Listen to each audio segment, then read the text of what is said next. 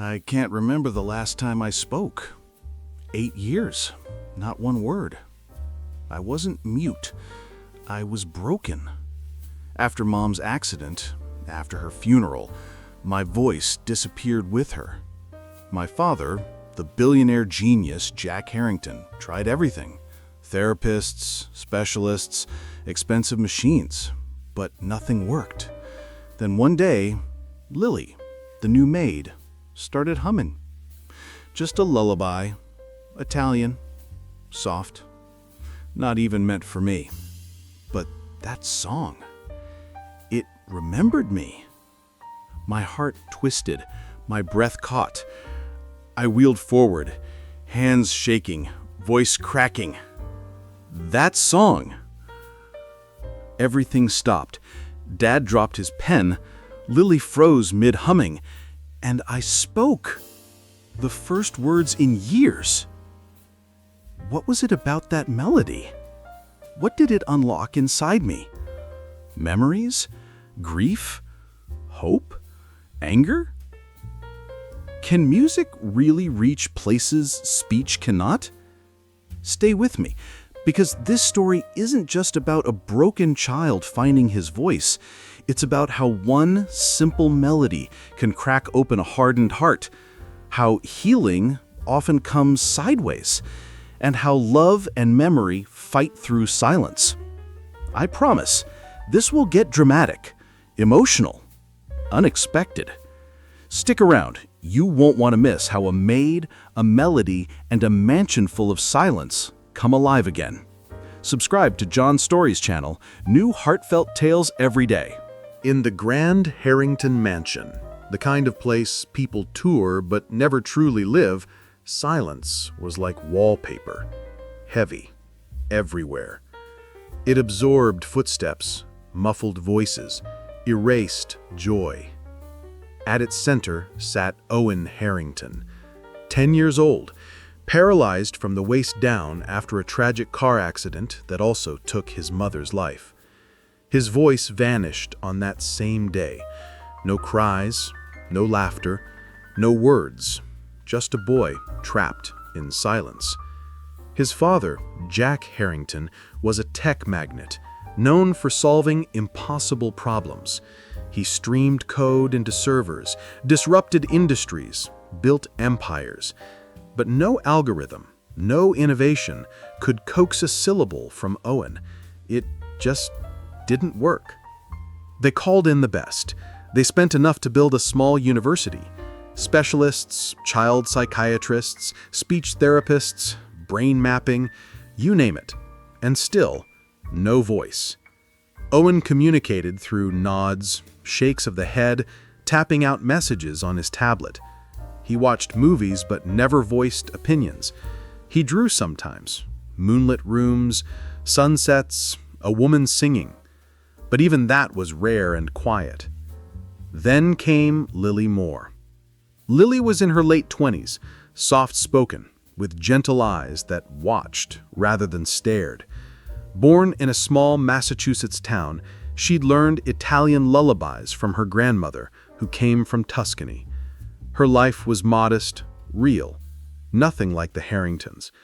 But there she was, hired as a maid. She didn't pose as a therapist, she didn't show off credentials. She simply went about her work. One afternoon, while dusting the study's tall shelves, she hummed a lullaby in Italian, a melody woven into her childhood. It drifted through the air, curved around the polished wood, settled into the stillness. Owen felt it. His fingers tightened around his wheelchair handles. He wheeled forward, voice rough, fragile, almost inaudible. That song. It was the first time he'd spoken since that terrible day 8 years ago. Lily froze. A feather duster slipped from her hand. Jack stopped mid-step, jaw slack. He hadn't believed miracles, but there, in the hush of his study, something unbelievable had happened. Lily knelt in front of him, voice trembling but kind. "It's from Tuscany. My grandmother used to sing it to me." Owen's voice broke. My mom, she sang that. Jack's eyes blurred. He lingered in the doorway, uncertain whether to step forward or run away. Lily carefully picked up the feather duster. I didn't know, she whispered. Owen's breath caught. Can you sing it again? Soft chords of translation passed between them. Lily closed her eyes and sang, Nina Nana, Bimbo Adorme. It floated through the room. It wasn't perfect. It wasn't refined like a concert, but it was real, human, tender. Owen's shoulders relaxed. His breathing slowed. His lips parted. He whispered, She used to kiss my forehead. That simple line shattered Jack's control. He choked back tears. His little boy had recorded a piece of his mother, memory, love, grief, locked away, silent for years.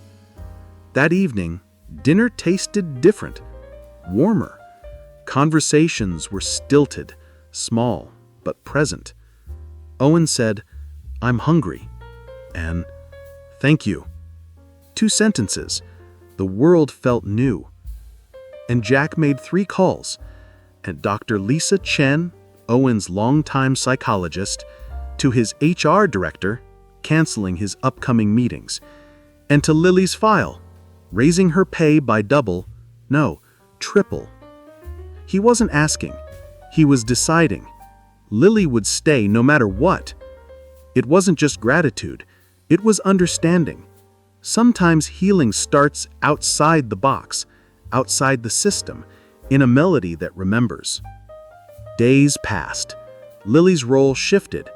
She moved into the study more often, teaching Owen Italian phrases, singing with him, listening quietly when he spoke. Each session, his voice returned a bit more, messy, scratchy, but alive. Jack watched, slowly softening. He dusted the piano, hired a tuner. Curtains opened. Walls were adorned with Italian maps, family photos, drawings from Owen.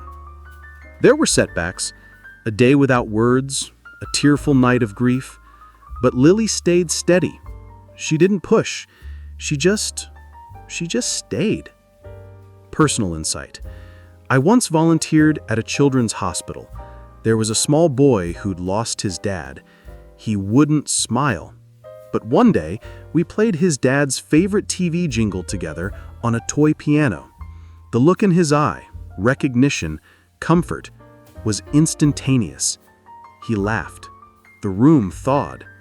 That jingle said what words couldn't. I remember you. Lily's lullaby did that for Owen. As weeks turned into months, Owen's speech grew. He spoke of his mother, her laugh, her cooking, her stories. He asked Jack why he stopped singing. Jack confessed, music was everywhere until she died, and then too painful. Selling the piano felt safe, but safety cost them connection. Owen leaned forward. It's okay, he said. It hurt you too. Those words, simple, healing, were more powerful than therapy. One evening, as they reviewed Italian words over tea, Owen looked up. Dad, can we go to Italy someday? Jack's voice cracked. He hadn't left the country since the accident. Maybe, he whispered. It's complicated. Owen nodded. Lily says there's a music festival in her hometown. They play in the piazza. I want to hear it. In his wheelchair, he looked determined. Not broken, connected. Lily squeezed Jack's hand. Music speaks when words fail, she said softly. Jack realized she was right. A few months later, they stood under festooned lights in Tuscany.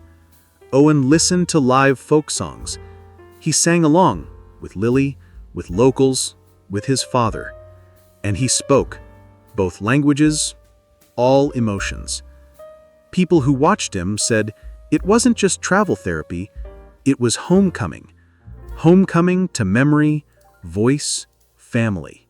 Jacob Harrington hadn't always been a distant man.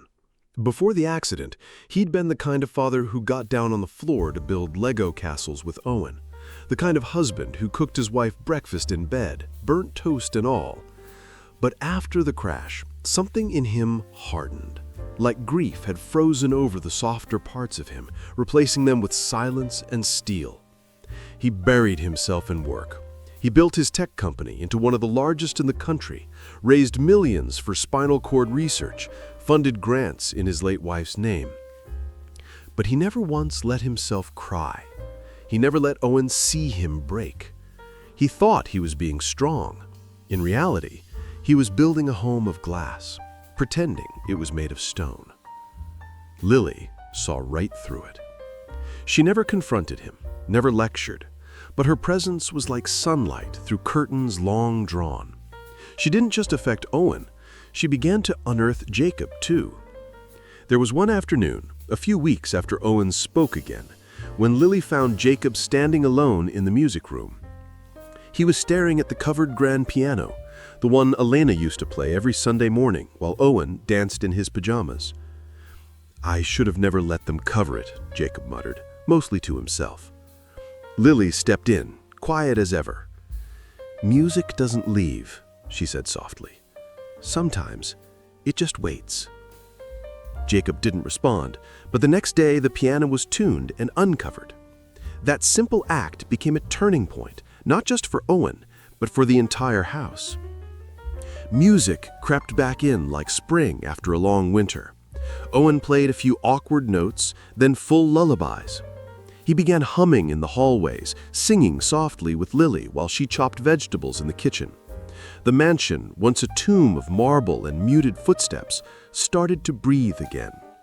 In therapy, Dr. Lisa Chen documented it meticulously. Owen's progress defies textbook explanation, she noted in her session journal. His verbal fluency is increasing, but more importantly, so is his emotional expression.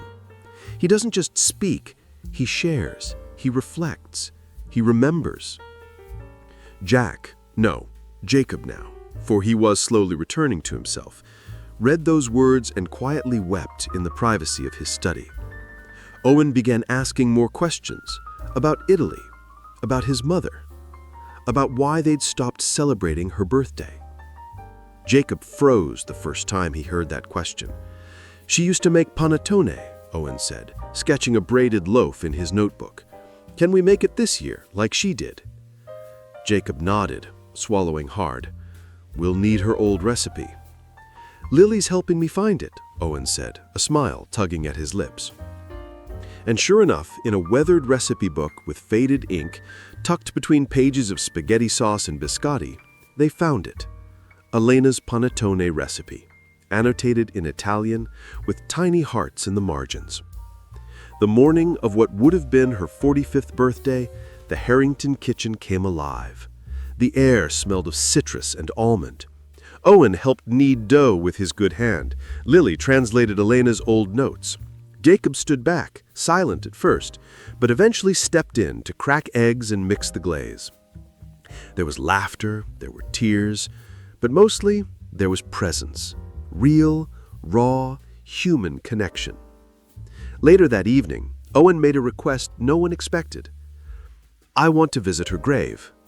Jacob paused. The family plot sat on a hill just outside the city. He hadn't been there in years. He had paid for a beautiful marble monument overlooking a valley she once loved, but avoided visiting himself. It had always felt too formal, too performative. But Owen wasn't asking to perform. He was asking to connect. So they went. Lily joined them, carrying a small bouquet of wildflowers she had picked herself. Owen wheeled forward, looked up at the stone, and reached out to touch it. "She used to call me Piccolo," he whispered. Jacob watched his son close his eyes and begin to sing, just a few lines from the lullaby. His voice cracked, but he finished it. Then silence. But it wasn't the heavy, empty silence that had once defined the boy. It was sacred. She would have been happy, not just today, but now, with us. And Jacob finally allowed himself to weep. On the drive home, Owen fell asleep in the back of the van. Jacob sat beside Lily, both of them quiet. The air was thick with memory. "When Elena died," Jacob said, "I thought the music left with her. I never expected it to come back. Through you." Lily didn't speak right away. She twisted her hands in her lap, nervous for the first time. "I never meant to become part of your family," she said softly. "I just wanted to help where I could." Jacob turned to look at her. "You did more than help. You reached him." And for once, there was no need to say anything more. But the story wasn't done. That night, Owen said it again, more firmly this time. "I want to go to Italy, Lily's village. I want to hear the music in the piazza." Jacob didn't laugh. He didn't flinch. He simply nodded. "We'll go. All of us." 6 months later, they did. They flew to Florence, then drove to a small Tuscan village that looked like it was plucked from a postcard. Cobblestone streets, bell towers, window shutters painted in faded green. That week, the village was preparing for its annual summer music festival. Lanterns hung over the square, food carts lined the streets, and everywhere there was music. Live musicians played folk songs beneath the stars. Children danced barefoot in the square. Locals sang along with gusto. And in the center of it all sat Owen, wide-eyed, beaming. He sang too. Not every word, not perfectly, but joyfully. He laughed when he missed a lyric. He clapped off-beat. And when a woman, an elder from Lily's family, approached and sang the lullaby to him, Owen stood as best he could and sang it back. Tears streamed down her cheeks. "Piccolo," she whispered, "just like Elena." It was more than a vacation. It was rebirth, a resurrection of a voice long silenced, of memories rediscovered, of a family no longer fractured, but fused again. Back home, Jacob made the changes permanent. He commissioned a dedicated music room for Owen, brought in Italian tutors, hired Lily as a permanent family companion and cultural guide. Not a maid, not a servant, something closer, something real. Dr. Chen's final notes read, "Owen is now fully conversational. While trauma remains, his emotional range has blossomed. Music and cultural identity proved critical in his recovery. Recommend continued exposure and travel." But no one needed convincing. That winter, when snow blanketed the Harrington estate, Owen sat at the grand piano playing the lullaby slowly. Jacob watched, a cup of tea in hand. Lily curled up on the couch with a book. Owen stopped mid-song, looked up, and said, "Dad." "Yes, son. Do you think Mom hears this?" Jacob didn't hesitate. "I think she hears every note." And the music went on. The days after their return from Italy settled into something Jacob hadn't felt in years: rhythm. Not routine in the mechanical sense, not the kind where everyone moved around each other silently, but a true rhythm, like a symphony building movement by movement, with each note of healing taking root. Mornings began with Owen's voice, sometimes a soft buongiorno, sometimes him singing off-key to Italian songs on a small Bluetooth speaker. Lily would be humming in the kitchen before breakfast even started, the clinking of spoons and ceramic bowls, now part of the soundscape. Jacob, who used to read the paper in silence, found himself sipping coffee and actually listening to the sounds, to the voices, to the life blooming around him. One morning, Owen wheeled himself to the kitchen and dropped a small envelope onto the table beside his father. Jacob opened it. Inside was a sketch, hand-drawn with pencil and colored in soft pastels. It showed 3 figures sitting around a breakfast table: a boy, a man, and a woman in an apron. The boy was smiling. The man looked tired but happy. The woman, Lily, was mid-laugh, flower on her cheek. There were notes floating in the air above them. "I drew us," Owen said simply, Because I never want to forget this part either." Jacob didn't respond right away. His throat was too tight. "You won't," he finally whispered. "I promise." And he meant it. Because for years, all he had done was try to forget. Forget the pain, the funeral, the silence that followed. He thought forgetting was the only way to move forward, but now he saw it differently.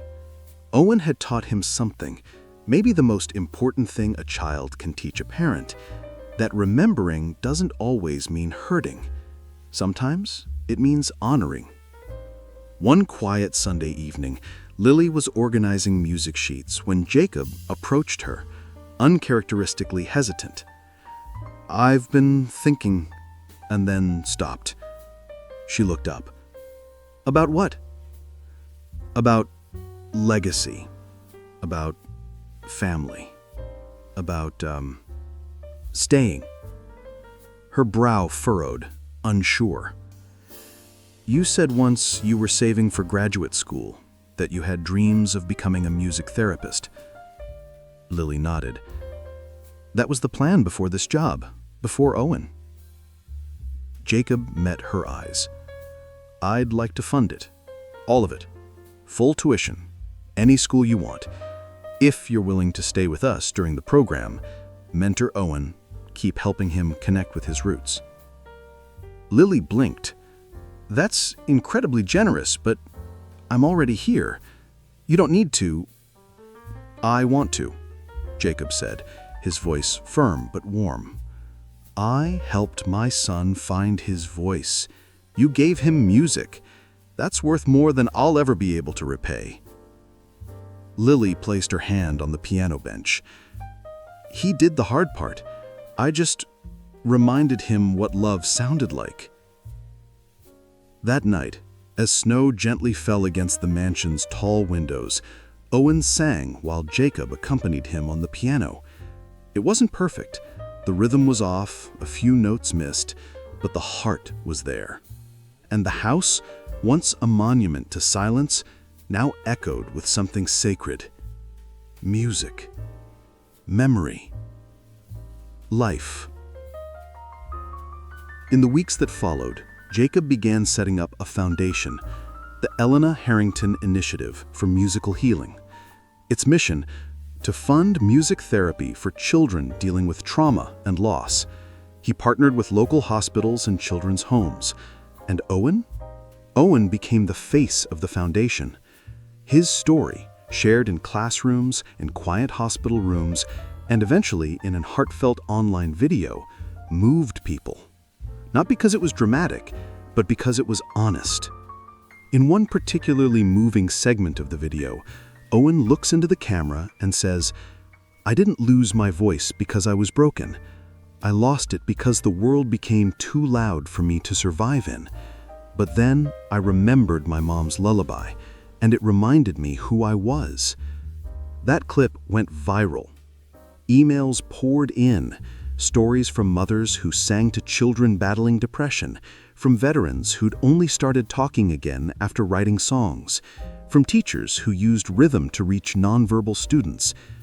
One story in particular stood out to Jacob. A woman in Oregon wrote, "My daughter stopped talking after her father passed. Nothing worked. Then she heard your son's story. She asked to hear his lullaby. We played it. She sang along, just 2 lines, but I heard her voice again. Thank you. Thank Owen." Jacob printed the letter and framed it, not for himself, for Owen's room. Because this story, Owen's story, wasn't just about one boy's healing anymore.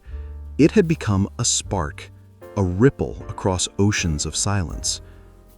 It reminded Jacob of something his wife once said, back when she was alive. Sometimes the smallest note can shift the whole song. He didn't understand it then. Now he lived it every day. Owen continued to grow, not just in body, but in spirit. He still used his wheelchair, but he also stood emotionally, mentally, in ways no one thought possible. He wrote music, He recorded voice journals, and he even started helping Lily teach short music classes online for children with speech delays. And every night, before bed, he sat at his desk with a colored pencil in hand and wrote or drew something to remember the day. Because memories are what keep her close, and I want to fill this life with ones she'd be proud of. That spring, the three of them returned to Tuscany, not for a festival this time, but to meet Lily's extended family. In a sun-drenched backyard with a view of olive groves and sunflowers, Owen sat surrounded by cousins, uncles, and neighbors. He laughed as he tried to mimic their accent.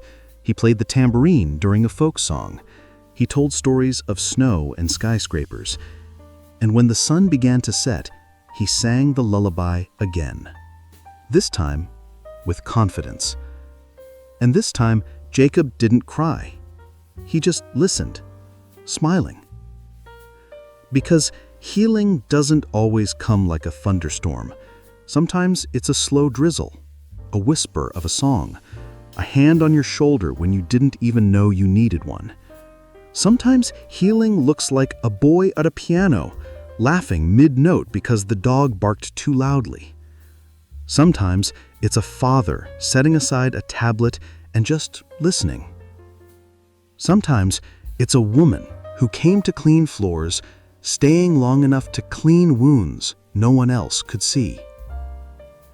We often think healing requires a plan, a strategy, a checklist, but more often it requires presence, stillness, patience. It requires someone who sees you, really sees you, and stays, even when it's hard, especially then. This story reminds us that silence isn't always empty. It's full of what's waiting to be heard. Music is more than sound. It's memory, it's emotion, it's connection.